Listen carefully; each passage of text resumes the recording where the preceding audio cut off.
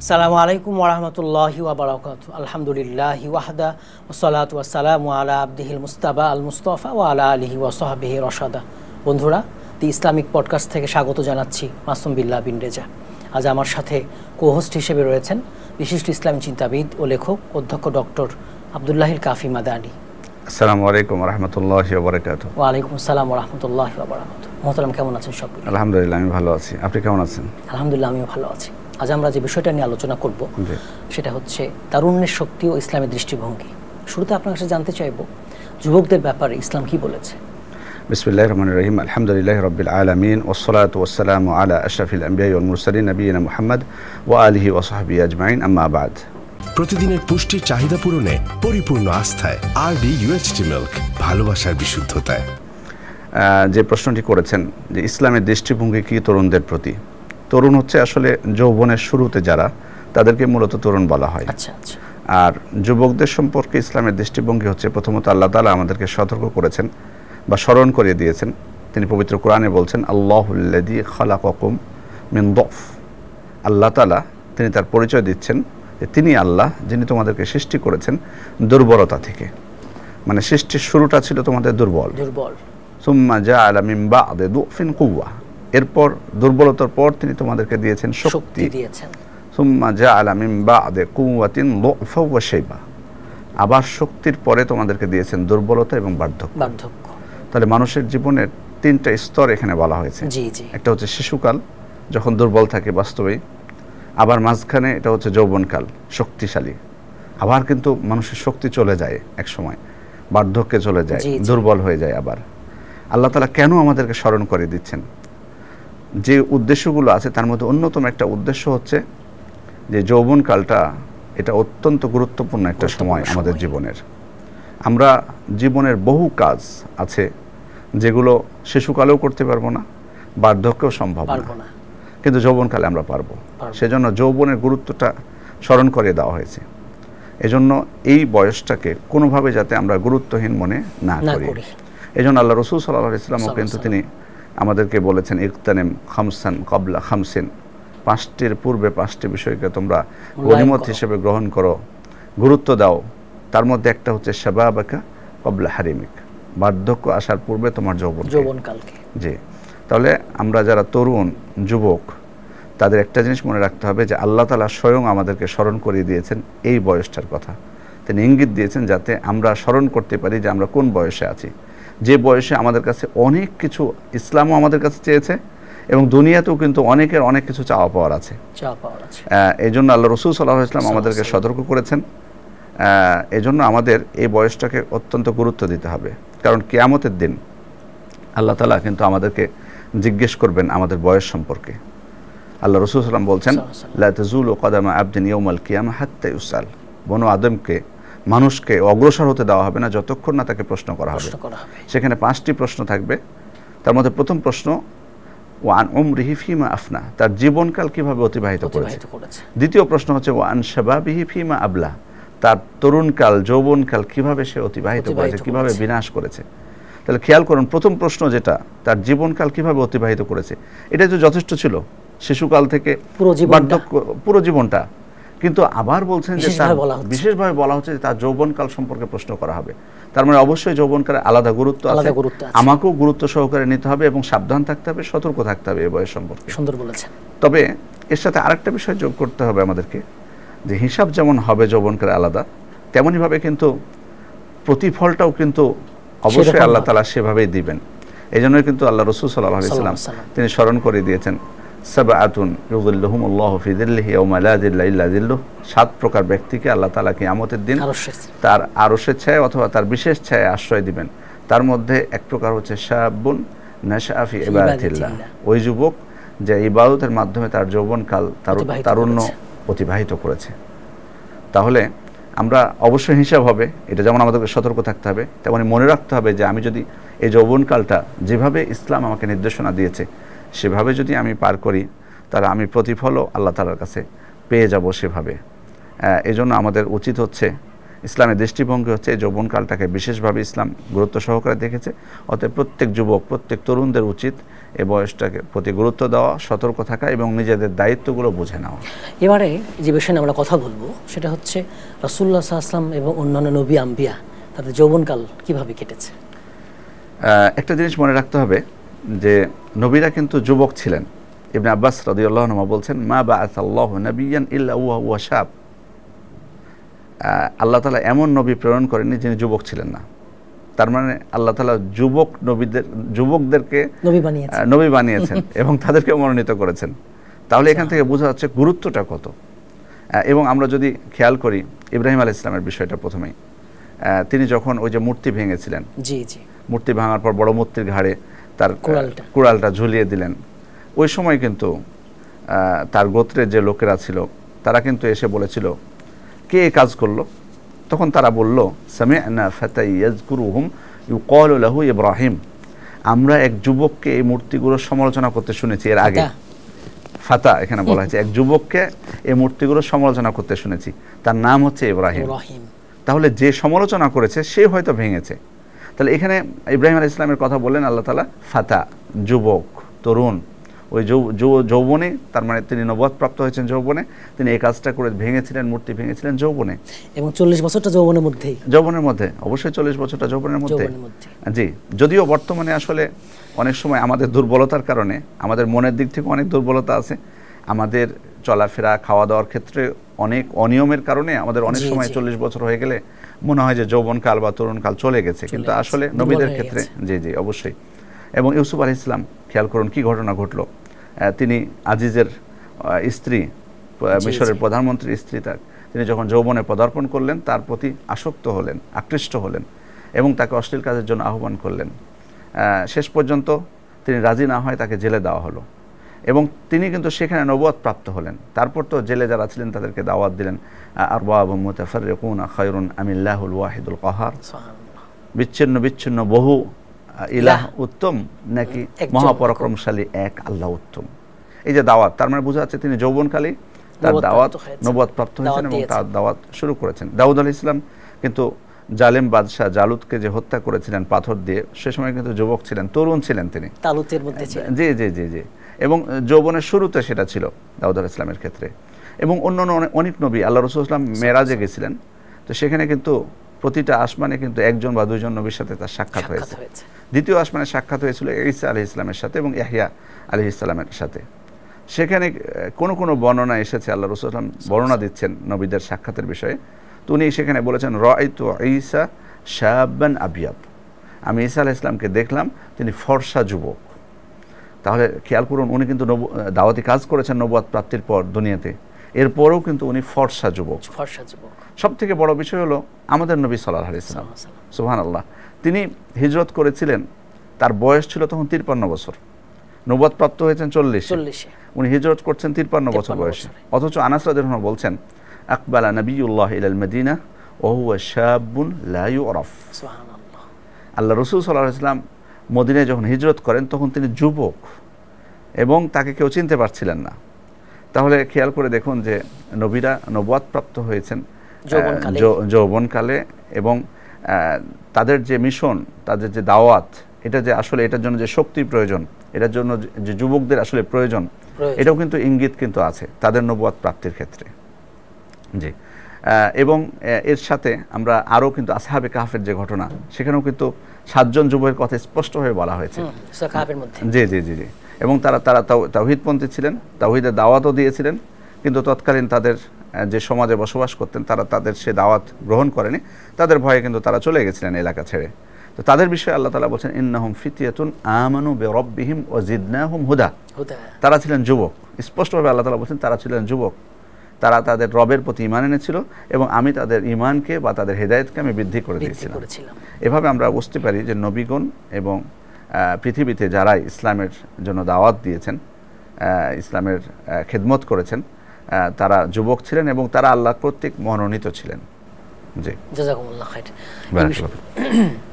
এবারে যে বিষয়টা কথা বলবো, সাহাবীদের যৌবনকাল, এটা নিয়ে কথা বলবো, কিভাবে কাটিয়েছেন তারা। আল্লাহ রাসূল সাল্লাল্লাহু আলাইহি ওয়াসাল্লাম তিনি কিন্তু সাহাবায়ে ইকরামদের মধ্যে যারা যুবক ছিলেন তাদেরকে কিন্তু টার্গেট করেছেন দাওয়াতের ক্ষেত্রে।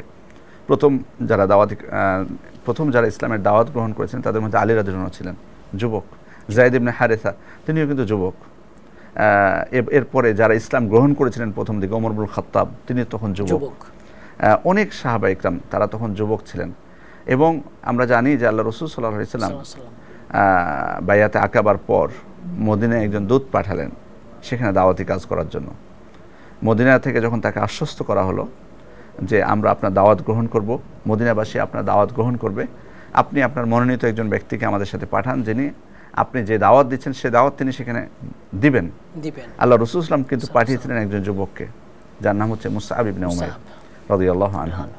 এবং তিনি ছিলেন যুবক, তার পরিচয়টা আমাদের জানা দরকার যে তিনি ইসলামের পূর্বে, ইসলাম গ্রহণের পূর্বে তিনি কিন্তু অত্যন্ত বৃত্তশালী পরিবারের একজন সন্তান ছিলেন মুসআব ইবনে উমাইর।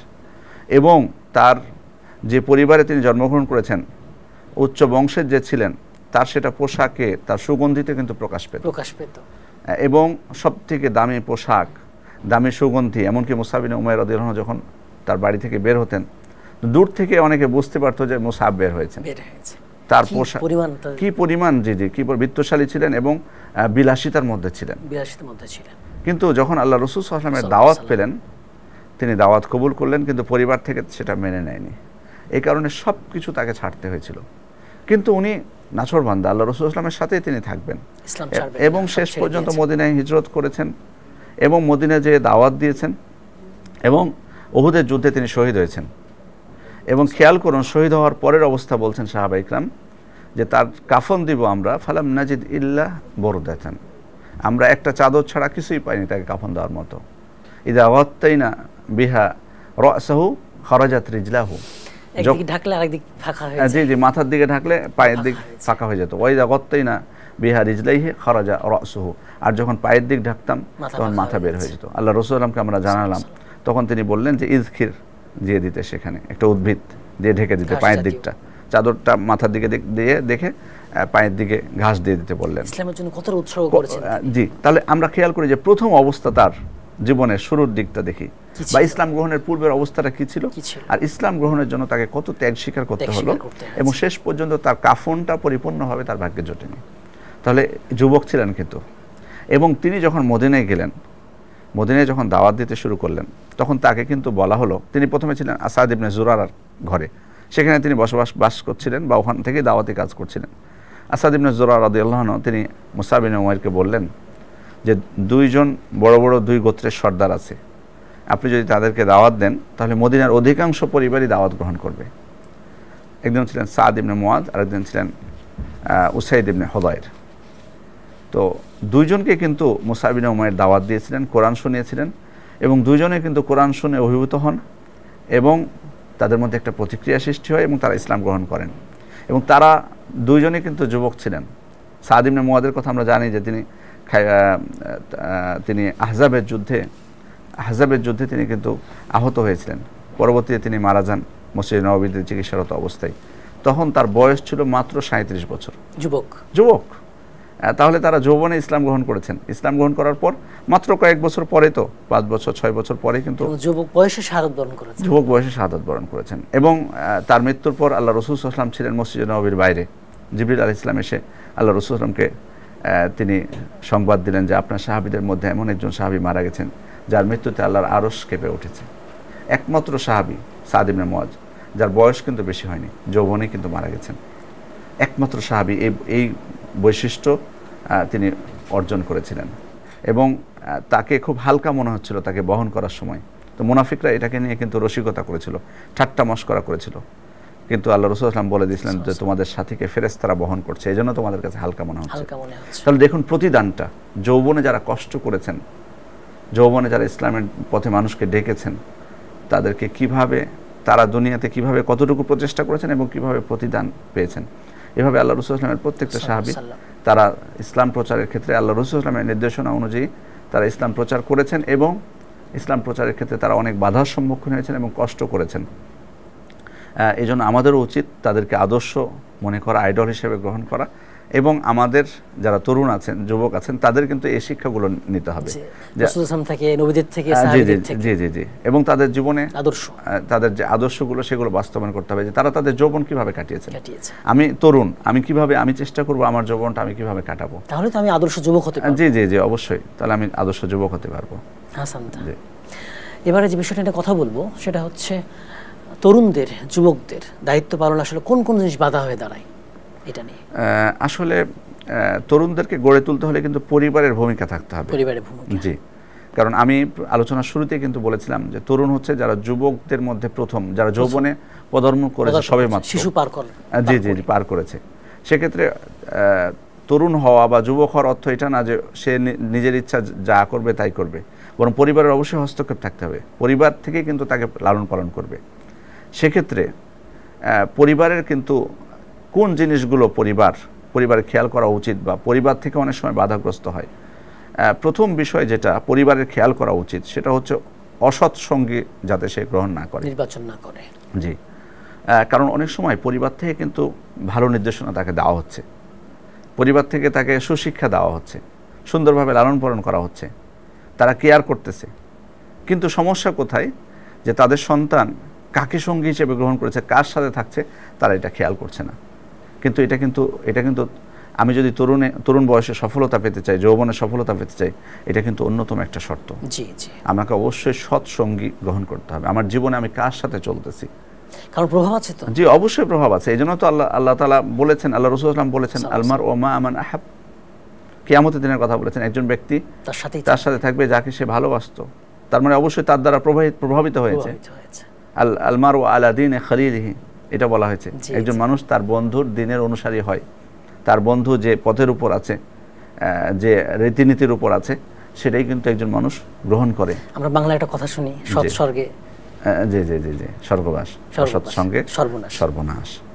এই জন্য আল্লাহ তাআলা বলেছেন, ওমান ইয়াতাওয়াল্লাহু মিনকুম ফাইন্নাহু মিনহুম, যে তোমাদের মধ্যে যে তাদেরকে বন্ধু হিসেবে গ্রহণ করবে সে তাদেরই অন্তর্ভুক্ত হয়ে যাবে। এই জন্য অবশ্যই প্রত্যেক অভিভাবকের উচিত যে তার সন্তানরা কোথায় মিশতেছে। অবশ্যই যুবকদেরকেও খেয়াল করতে হবে বিষয়টা, যে আমি কাকে সঙ্গী হিসেবে গ্রহণ করছি। অনেক সময় কিন্তু যুবকরা মনে করে যে আমি ভালো আছি, আমার পরিবার ভালো, তবে আমার সঙ্গী যদিও খারাপ, কিন্তু ওর তো অনেক ভালো গুণ আছে বা বৈশিষ্ট্য আছে, তার সাথে আমার চলতে কোনো অসুবিধা নেই, আমি প্রভাবিত হব না, তার খারাপটার দ্বারা আমি প্রভাবিত হব না। কিন্তু এটা কিন্তু একসময় কিন্তু জি জি জি, সে ধারণাই করতে পারে না। এই জন্য প্রত্যেককে খেয়াল রাখতে হবে যে আমি যার সাথে থাকতেছি, যার সাথে আমি খাচ্ছি, কারণ আল্লাহ রাসূল আমি স্পষ্ট বলেছেন, লা ইয়াকুল তুআমাকা ইল্লা মুমিন, লা ইয়াসহাবুকা ইল্লা মুমিন, ওয়ালা ইয়াকুল তুআমাকা ইল্লা তাকি, আও কামা ক্বালা সাল্লাল্লাহু আলাইহি ওয়াসাল্লাম। অর্থাৎ তুমি মুমিন ছাড়া কাউকে সঙ্গী হিসেবে গ্রহণ করো না, আর তাকওয়াশীল ব্যক্তি ছাড়া তোমার খাবার যাতে কেউ না খায়। তার মানে এখানে সবগুলোর ক্ষেত্রে কি প্রতিদিনের পুষ্টির চাহিদা পূরণে পরিপূর্ণ আস্থায় আরডি ইউএইচটি মিল্ক, ভালোবাসার বিশুদ্ধতায়। ইঙ্গিত দেওয়া হচ্ছে যে আমি যাতে সৎ সঙ্গী গ্রহণ করি। এবং একজন ব্যক্তি কিন্তু কিয়ামতের দিন আফসোসও করবে। এই জন্য কিয়ামতের দিন অসৎ সঙ্গীর জন্য আফসোস করবে। আল্লাহ কোরআন মাজিদে তিনি বলেছেন, জি জি জি, ইয়া লাইতানি ইয়া ওয়াইলাতা লাইতানি লাম আত্তাখিজ ফুলানান খলিলা, হায় আফসোস আমি যদি তাকে খালিল হিসেবে গ্রহণ না করতাম, আমি যদি তাকে বন্ধু হিসেবে গ্রহণ না করতাম। তার মানে কিয়ামতের দিন একজন ব্যক্তি বুঝতে পারবে অসৎ সঙ্গীর প্রভাবটা কি। এবং এটা যুবক বয়সে বেশি বন্ধু নির্বাচন করা, জি জি জি, এবং বন্ধুর সাথে বেশি তরুণরাই কিন্তু এই যে বন্ধুর প্রতি গুরুত্ব, একসময় কিন্তু তরুণদের মধ্যে অনেককে দেখবেন যে পরিবারের প্রতি তার গুরুত্ব নেই, পরিবারের লোকজন তার আপন না, বন্ধুই তার সবকিছু। সবসময় বাড়িতে থাকলেও সে বন্ধুর কথা চিন্তা করে, বন্ধুর সাথে সবকিছু প্ল্যান করে, বন্ধুর কথাই সে চলে। এই জন্য এই বয়সটা কিন্তু বন্ধুত্বের প্রতি একটা বিশেষ আগ্রহ থাকে, কারণ মানুষ যখন কর্মজীবনে চলে যায় অবশ্যই বন্ধু থাকে সেখানেও, কিন্তু তার কর্মটাই কিন্তু সেখানে মুখ্য হয়। আর যখন তরুণ থাকে পড়াশোনায় বা তার যৌবনের শুরুতে, তখন বন্ধুদের সাথে তার উঠা বসাটা বেশি হয়। সেক্ষেত্রে অবশ্যই একটা জিনিস মনে রাখতে হবে আমাদেরকে, যে দুনিয়াতে কিন্তু আসলে অসৎ সঙ্গী যারা, তাদের সাথে হয়তো থাকতে অনেক সময় ভালো লাগবে, দুনিয়াবি অনেক হয়তো যে আনন্দ ফুর্তি বিনোদন বা অনেক যে বিষয়গুলো আছে, এগুলো কিন্তু আমরা আসলে, আর আমাদের শয়তান তো আমাদের সাথে সবসময় আছে, যে কারণে হয়তো অসৎ সঙ্গী যারা, তাদের সাথে আমাকে থাকতে ভালো লাগবে, সৎ যারা, তাদের সাথে হয়তো আমি ভালো নাও লাগতে পারে। কিন্তু আর আর এই জন্য কিন্তু আল্লাহ তাআলা আমাদেরকে ইঙ্গিত দিয়েছেন ওয়াসবির নাফসাকা মা আল্লাযিনা ইয়াদউনা রাব্বাহুম বিল গাদাতি ওয়াল আশি ইউরিদুনা ওয়াজহা। তুমি নিজেকে ধৈর্যশীল রাখো কাদের সাথে? যারা সকাল সন্ধ্যা আল্লাহ তাআলাকে তার সন্তুষ্টির উদ্দেশ্যেই তাকে ডাকে। তাহলে এখানে কিন্তু আল্লাহ তাআলা বলেননি যে যারা আল্লাহকে সকাল সন্ধ্যা ডাকে তাদের সাথে তুমি থাকো, বরং আল্লাহ তাআলা বলেছেন তাদের সাথে তুমি নিজেকে ধৈর্যশীল রাখো। তার মানে এটা একটা ধৈর্যের ব্যাপার। আপনি ভালো মানুষকে মানে আপনার জীবনে বন্ধু হিসেবে গ্রহণ করবেন, এটা সবরের বিষয় আছে।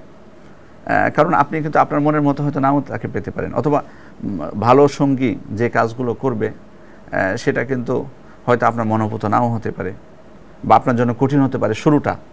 কারণ দিন পালনটা আসলে তো কষ্টের বিষয়, প্রচেষ্টার বিষয়। শুরুতে কিন্তু অনেক কিছু ভারী মনে হতে পারে, কঠিন মনে হতে পারে। সেক্ষেত্রে এই জন্যই আল্লাহ তাআলা ইঙ্গিত দিয়েছেন যে অসবির নাফসাকা, তুমি ধৈর্যশীল রাখো তাদের সাথে। এটা হলো একটা বিষয় যে অনেক সময় আমার তরুণদের জন্য বাধা হয়ে দাঁড়ায়। এটা পরিবার থেকেও প্রচেষ্টা করলে তখন তাকে আর ফিরিয়ে আনতে পারে না, অনেক সময় সেটাই মুখ্য হয়ে থাকে। এটা একটা বড় বাধা, অসৎ সঙ্গীটা গ্রহণ করা। জি। দ্বিতীয় যে বিষয়টা, এটা অত্যন্ত গুরুত্বপূর্ণ, সেটা হচ্ছে অবসর। আপনি খেয়াল করবেন যে এই বয়সেও কিন্তু অবসর বেশি থাকে। জি, কারণ এখানে কিন্তু আমার শুধুমাত্র যে ব্যস্ততাগুলো সেগুলো হয়তো পড়াশোনা কেন্দ্রিক। তো পড়াশোনার চাপটা কিন্তু সবসময় থাকে না। অনেক সময় বেশিরভাগ হয়তো স্টুডেন্ট যারা, তারা কিন্তু এক্সামের সময় চাপটা বেশি নেয়, বাকি সময়গুলো কিন্তু তারা ফ্রি থাকে। 24 ঘন্টার মধ্যে অনেক সময় পাই। জি, অনেক সময় পাই। এই যে অবসরটা কিন্তু সঠিকভাবে কাজে লাগাতে না পারলে এটা কিন্তু একজন মানুষের জন্য তার জীবনটা নেতিবাচক হয়ে থাকে। হয়তো ভালো স্কুলে বা ভালো প্রতিষ্ঠানে কিন্তু পড়াশোনা করতেছে, পরিবার থেকে তার প্রতি যথেষ্ট কেয়ার আছে, কিন্তু অবসরে তার কোনো ব্যস্ততা কম থাকার কারণে অবসরে কিন্তু একজন মানুষের চিন্তা কিন্তু শয়তান কিন্তু তার মাথায় কিন্তু বিভিন্ন চিন্তা ঢুকিয়ে দেয়, নানা কাজ করতে প্রলুব্ধ করে তাকে। তো ওই কাজগুলো প্রাথমিকভাবে হয়তো সে মনে করে যে আমার তো এখন ব্যস্ততা নেই, এগুলো একটু সময়টা আমি কাটাই, কিন্তু এক সময় কিন্তু সেটার প্রতি সে অভ্যস্ত হয়ে যায়, আসক্ত হয়ে পড়ে, এবং তখন সে আমাদের যে জরুরি বিষয়গুলো সেটার কারণে সে ইবাদত ছেড়ে দেয়, মানুষের সাথে সম্পর্ক, তাদের সাথে কথা বলা, অনেক কিছু থেকে কিন্তু দূরে চলে যায়। যে কারণে অবসরের বিষয়টাও খেয়াল রাখতে হবে, অভিভাবকদেরকে খেয়াল রাখতে হবে যে আমাদের সন্তানদেরকে যাতে আমরা এমন সময় না দিয়ে দিই একটা লং টাইম, যেটা তার বড় একটা অবসর, এবং এই অবসর সময়টাকে সে খারাপ ক্ষেত্রে ব্যবহার করতে পারে। বরং আমরা চেষ্টা করব তাকে চাপ দিয়ে রাখা সবসময়, এটা কিন্তু না। আমি কিন্তু এটা বোঝাচ্ছি না যে পড়াশোনা চাপে রাখবেন সবসময়, বরং ভালো যেটার প্রতি তার আকর্ষণ আছে, পিতামাতা কিন্তু বুঝতে পারে তার সন্তানের আগ্রহের দিকগুলো, দুর্বল দিকগুলো কিন্তু পিতামাতা জানে। সেক্ষেত্রে ভালো কোন জিনিসগুলোর প্রতি তার আকর্ষণ আছে পড়াশোনার বাইরে, সেগুলোতে তাকে ব্যস্ত করে রাখা, এই জিনিসটা খেয়াল রাখতে হবে। তাহলে কিন্তু সে অবসর টাইমটা পাবে না খুব বেশি, আর বেশি সময় যখন পাবে তখনও কিন্তু সে খারাপ পথে চলে যাওয়ার সম্ভাবনা অবশ্যই। এই জন্য কিন্তু আল্লাহ রাসূল সাল্লাল্লাহু আলাইহি ওয়াসাল্লাম কিন্তু সতর্ক করেছেন, ব্যস্ততার পূর্বে তোমার অবসরকে তুমি গনিমত মনে করো, কাজে লাগাও। তাহলে এটা অত্যন্ত গুরুত্বপূর্ণ একটা বিষয়। এরপরে হচ্ছে চারিত্রিক যে বিষয়গুলো, সেক্ষেত্রে আসলে কিন্তু একটা জিনিস মনে রাখবেন, বিয়ের বিষয়টা যদিও হয়তো আমাদের দেশের প্রেক্ষাপটে অনেক সময় চাকরি না পেলে বা কর্মজীবনে না গেলে বিয়ে করতেও চায় না অনেক সময়, আবার পরিবারও বিয়ে দেয় না, অপেক্ষা করতে থাকে। কিন্তু আমাদের কিন্তু মনে রাখতে হবে যে আল্লাহ তাআলা কিন্তু আমাদেরকে সৃষ্টি করেছেন, আমাদের যেমন ক্ষুধার চাহিদা দিয়েছেন, খাবারের চাহিদা যেমন দিয়েছেন, তেমনি কিন্তু জৈবিক চাহিদাও কিন্তু আল্লাহ তাআলা দিয়েছেন, এবং এটা আল্লাহ তাআলার বড় পরীক্ষা। এই জন্যই কিন্তু আল্লাহ রাসূল সাল্লাল্লাহু আলাইহি ওয়াসাল্লাম বলে দিয়েছেন, মান ইয়াদমান লিমা বাইনা রিজলাইহি ওয়া মা বাইনা লাহিয়াইহি আতমান লাহুল জান্নাহ। যে ব্যক্তি এই দুই চোয়ালের মাঝের বস্তু, এই জিহ্বাকে এবং দুই পায়ের মাঝের বস্তু, এই লজ্জাস্থানকে হেফাজত করবে, আমি তাকে জান্নাতের নিশ্চয়তা দিচ্ছি। সুবহানাল্লাহ। কেন? তাহলে এটা কিন্তু কঠিন, নিজেকে নিয়ন্ত্রণ করা এত সহজ না।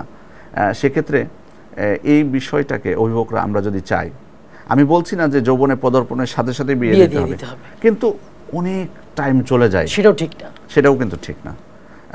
এই টাইমটা যখন চলে যায় তখন কিন্তু সে বিপদগামী হয়। এবং আমি এই বিষয়টা আরও গুরুত্বের সাথে দেখছি, আমরা বাস্তব জীবনে কিন্তু অনেককে দেখেছি যে কর্মজীবনে চলে যাওয়ার পরও অভিভাবকরা বিয়ে দিতে চায় না সন্তানদেরকে, তাদের নিজেদের স্বার্থের জন্য অনেক সময়। তার মুখের না, মারাত্মক ভুল। কারণ আপনি এখন ভালো আছেন, আপনার সন্তানটা যদি খারাপ পথে চলে যায় তাকে ফিরিয়ে আনা কিন্তু আপনার জন্য কঠিন। আপনার সাথে অনেক আগে যৌবন প্রাপ্ত হয়েছে, জি জি জি, আপনি অনর্থকভাবে তার সময় নষ্ট করছেন। এবং আপনি কিন্তু যুবক ছিলেন, আপনি কিন্তু জানেন যে যৌবন বয়সের চ্যালেঞ্জগুলো কিভাবে নিজেকে নিবৃত্ত করতে হয় বা কতটা কঠিন, সেক্ষেত্রে জি জি সেক্ষেত্রে কোন পথে যেতে পারে, কোন কাজগুলো তার দ্বারা হয়ে যেতে পারে। তাহলে আমি কেন, কোন দৃষ্টিকোণ থেকে আমি তাকে বিয়ের ক্ষেত্রে আমাদের পরিবার সমাজও দায়ী, বিয়েকে কঠিন করে ফেলে, যার ফলে এগুলো বেড়ে যাচ্ছে। জি জি, পাশবিকতা, নারী নির্যাতন এগুলো বেড়ে যাচ্ছে, জি জি জি, ধর্ষণ বেড়ে যাচ্ছে। জি জি, বিষয়টা এমন না যে বিবাহিত ব্যক্তিরা অপরাধ করে না, কিন্তু তুলনামূলক কম, অবশ্যই কম তুলনামূলকভাবে। একজন ব্যক্তি বিয়ে করলে কিন্তু সে একটা পরিবার হয়ে যাচ্ছে, আর যখন পরিবার হয়ে যায় তখন কিন্তু এত সহজে কিন্তু বাইরে সে খারাপ চিন্তার কিন্তু সময় পাবে না এত সহজে।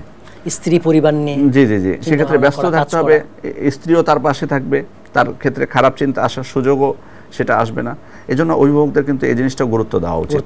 জি, কারণ এটাও কিন্তু অনেক সময় জৈবিক যে বিষয়গুলো, এগুলো কিন্তু একজন মানুষের উন্নতির ক্ষেত্রে তার জীবনে কিন্তু বিরূপ প্রভাব ফেলে। জি, এর সাথে আরও কয়েকটা বিষয় আমি গুরুত্বপূর্ণ মনে করছি। তার মধ্যে একটা হচ্ছে মাদকতা। এটা কিন্তু তরুণদের জন্য এবং যুবকদের জন্য খুবই গুরুত্বপূর্ণ এবং খুব ভয়াবহ একটা বিষয়, যেটাকে আমরা গুরুত্ব সহকারে নিচ্ছি, বাট বাস্তব জীবনে আমরা আসলে কতটুকু তাদেরকে ফিরিয়ে দিতে পারছি। এবং এক্ষেত্রে শুধুমাত্র আমি মানে তরুণদেরকে তাদেরকে তো অবশ্যই সতর্ক করব, এটা থেকে পরিবারকেও সতর্ক করব, তবে আমাদের সামাজিকভাবে, রাষ্ট্রীয়ভাবে কিন্তু জোরালো পদক্ষেপ নেওয়া উচিত। কারণ আমরা অনেক ক্ষেত্রে তাদের গুরুত্ব দিচ্ছি। যেমন উদাহরণস্বরূপ আমি বলি যে তাদের কর্মসংস্থানের বিষয়ে আমরা নানা উদ্যোগ নিচ্ছি যাতে বেকার না থাকে আমাদের, বাট এই বিষয়টা এটা কতটুকু গুরুত্ব দিয়েছি? সীমান্তে পাহাড়ের ক্ষেত্রে আরও অনেক কিছু বিবেচনা আমি নিচ্ছি, কিন্তু মাদকতার বিষয়টা আমরা কেন গুরুত্ব সহকারে নিচ্ছি না?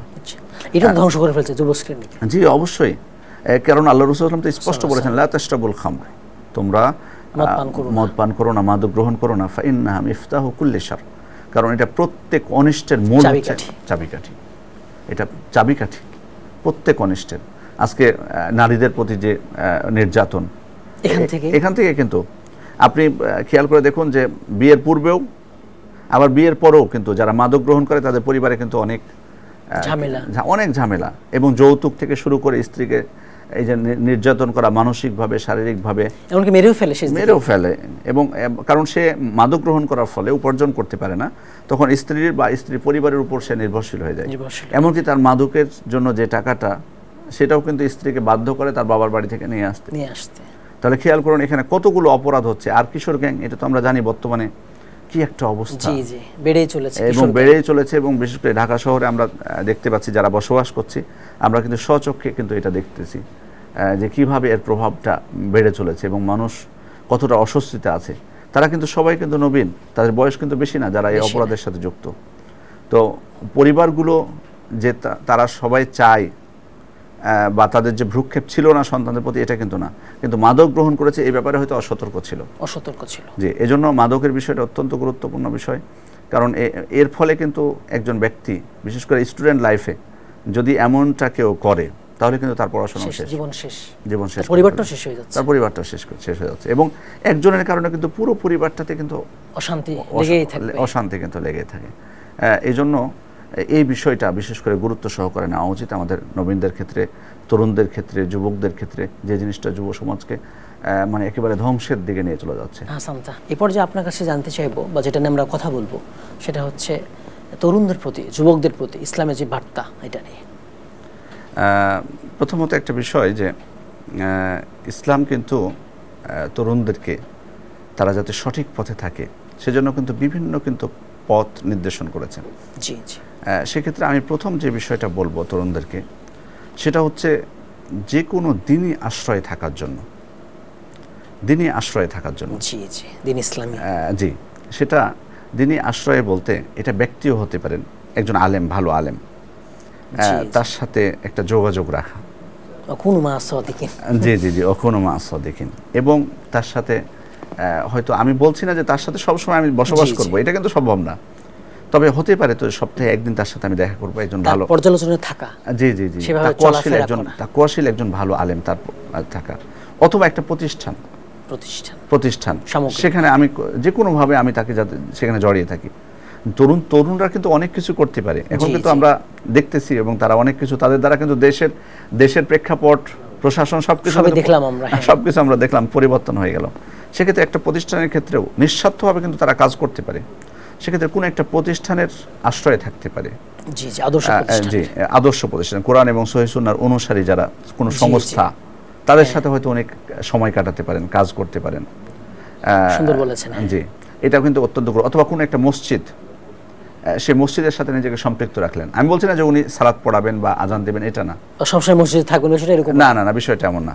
মসজিদের কোনো একটা দিক নিয়ে কিভাবে কোরআন শেখানো যায় মানুষদেরকে, কিভাবে দিন শেখানো যায়, শেখানো যায়, একটা দায়িত্ব থাকলে কি হবে, দিনই আশ্রয়ে যখন উনি থাকবেন, তখন কোনো ভুল যদি ওনার হয়, ভুল পথে যান, ওনারা কিন্তু সংশোধন করে দিবেন। অথবা উনি নিজে লজ্জাবোধ করবেন, যেদিন মানুষ যখন একটা দিনই আশ্রয়ে থাকে তখন কিন্তু খারাপ কাজের প্রতি উদ্বুদ্ধ হয় না এবং লজ্জাও পায়। অনেক সময় কিন্তু ধরুন উনি মসজিদের দায়িত্বশীল একজন, 5 ওয়াক্ত সালাত আদায় করেন, সেক্ষেত্রে উনি যখন কোনো একটা খারাপ কাজ করতে ওনার ইচ্ছা হচ্ছে বা শয়তান তাকে প্রলুব্ধ করছে, উনি কিন্তু চিন্তা করবে যে মানুষ আমাকে কি বলবে, ওইটা মাথায় চলে আসবে, ওটা মাথায় কিন্তু অলরেডি দাঁড়িয়ে রেখেছি, কি করে পাপ করব, সিনেমা দেখব, জি মসজিদের দায়িত্ব আমি আছি, জি এটা তো বাধা দিবে, জি অবশ্যই বাধা দিবে। আরেকটা বিষয় বলবো যে এটা তরুণদেরকেও আমি বলবো, এবং যারা দায়িত্বশীল আছেন, আমরা অভিভাবক আছি, অভিভাবক বলতে শুধু কিন্তু তার পিতামাতার কথা আমি বলছি না, অভিভাবক বলতে কিন্তু এর সাথে যারা টিচার, আমরা কিন্তু তারাও কিন্তু তাদের যুবকদের কিন্তু আমরা অভিভাবক। মসজিদের ইমাম, তিনি কিন্তু যুবকদের অভিভাবক। একজন সরকারি দায়িত্বশীল, একজন ডিসি, একজন ইউনো, এরপরে হচ্ছে রাষ্ট্রের শাসক, তারাও কিন্তু অভিভাবক। সবারই কিন্তু উচিত হচ্ছে যুবকদের সাথে বয়স্কদের যাতে আমরা ডিফারেন্স না করে ফেলি। একটা জিনিস মনে রাখবেন যে অনেক সময় দূরত্ব কিন্তু আছে বয়স্কদের সাথে যুবকদের। একটা বয়স্করা কিন্তু খুব সহজেই ভুল বুঝে যুবকদেরকে, বা যুবকদের কিন্তু আমরা তো জানি যৌবনের বয়সটা, মানে যে কোনো তাদের মধ্যে একটা তারুণ্য থাকার কারণে, শক্তি বেশি থাকার কারণে অনেক সময় ভুল পথে যায়। তো কেউ 2-1 ভুল পথে গেলে সকল যুবকদের প্রতি আমরা একটা খারাপ ধারণা আমাদের চলে আসে এবং আমরা নিরাশ হয়ে যাই এবং তাদেরকে গুরুত্ব দেই না, মানে এক প্রকার তাদেরকে দূরে ঠেলে দিয়ে আমরা মনে করি যে তারা খারাপ, তাদের দ্বারা কখনোই সম্ভব হবে না ভালো কাজ করা, তারা হেদায়েতের পথে আসবে না।